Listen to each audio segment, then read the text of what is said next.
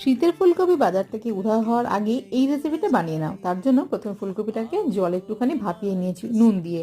আর এখন একটা বাটিতে নিয়ে নিয়েছি সমপরিমাণ ময়দা আর কর্নফ্লাওয়ার। তাতে দিয়ে দিয়েছি আদা রসুন কাঁচা লঙ্কার পেস্ট, নুন দিয়েছি আর দিয়েছি লঙ্কার গুঁড়ো।